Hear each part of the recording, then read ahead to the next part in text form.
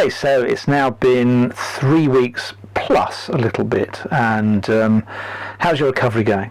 Really, really well. I feel in the last few days it's come along a lot.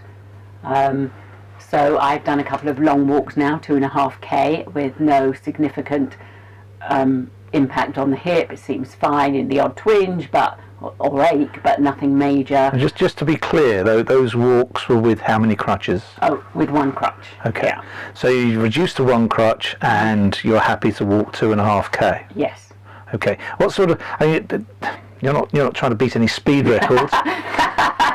But what sort of time did that take you? It took me about 55 minutes, 50 to 55 minutes, so slow. So what's the big difference between week 2, week 3? Confidence, I think, is the big thing. You feel more confident to do things. So in the beginning I was scared to do a longer walk because you might hurt yourself. Also exhaustion. I found in week 2 I did get really tired just after a short walk, whereas actually I've been fine in week 3. Now, since our last video, you've had 2 hydrotherapy sessions. How have you found those, and compare one to the other? We've got pictures of the second one, not the first one, because we can only obviously do it at certain times. We only actually take pictures at certain times. But you take people through what you did and how you felt that helped you, if indeed you felt it helped you. So working in the hydro pool is great because it's so much easier to do things. So on the first session I did all the same exercises I have been doing, but you can do them a bit easier. It feels easier, it gives you the confidence to actually do them. Also they had me walking down the middle of the pool without holding on, which is good. It makes you realise you can balance and you can walk. The second one, I had a guy, and he actually pushed me a little bit harder. So he had me walking up and down the stairs, still in the pool, but actually walking stairs, which I haven't done. He had me balancing on one leg in the middle of the pool, and then he tried to make waves to push me over. So they make you realise you can do these things. And at the end he said my range of motion was really good, and I'd gone as far as I can in the hydro pool, really, so I don't need any more sessions of that for the moment.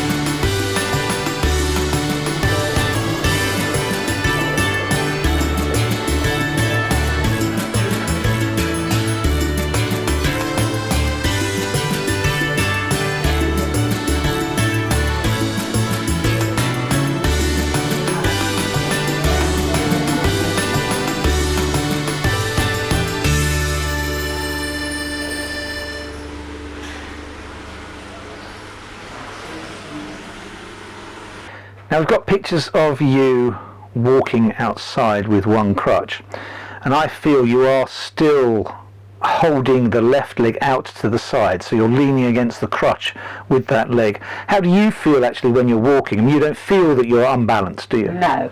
So I sometimes I feel, oh, I'm leaning over and leaning on the crutch, and then I try not to and just literally use it without hardly holding onto it at all. When I do that, I feel that I'm walking normally. So if I'm not, then I can't tell that at the moment. Well, when you look, you haven't looked at those pictures, No, so when you look at those, it might be interesting to see how you feel you've been walking. Yeah. Okay, so you're now walking. How do you feel you're walking? I feel like I'm walking pretty normally.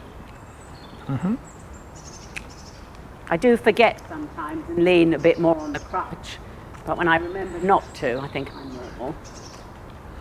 What does it feel like, left to right? The left one is not quite as easy as the right one, so it does feel a little bit harder to move through the motion. But fine. Your left leg's certainly sticking out more to the left, so it's sort of balancing up left. Let's go around the other side. So we see that leg. Oh, there's a lot of sun. That sun's not going to help.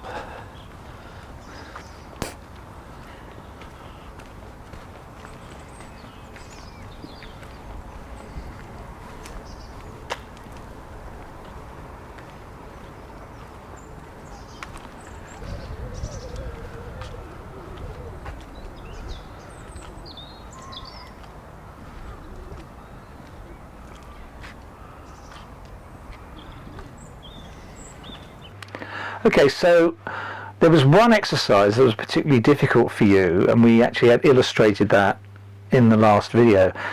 It'd be interesting for people to see how you've progressed on that, or if you've progressed on that particular exercise. So perhaps we'll show people now that exercise, and so they can compare one with the other. Okay, so just going through this again, you're laying flat and you're going to lift your bad leg up to about 90-degree bend with your knee to your body. Is that correct? Yes. Okay, and before you started off by sliding your foot back. We then went to not sliding the foot back. Let's see how that goes now.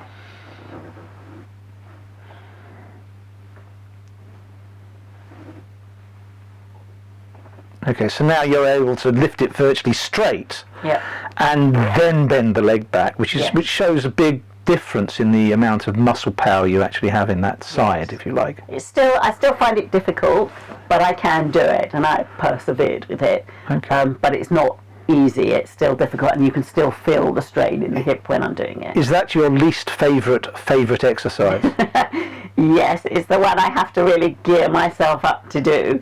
And if I want to try and do more than 3 or 4, I really have to make sure I'm, going for it. Okay. Now you have a physio appointment coming up this Friday. Yes. What is your actual hope for that physio? Well, the physio has said we're going to move into the gym and start to do some more stuff rather than just the exercises we have been doing. So I would hope this will be, I'm hoping to be able to get rid of the crutch inside at least, and do more exercises that are really on the way to making sure you're doing things normally.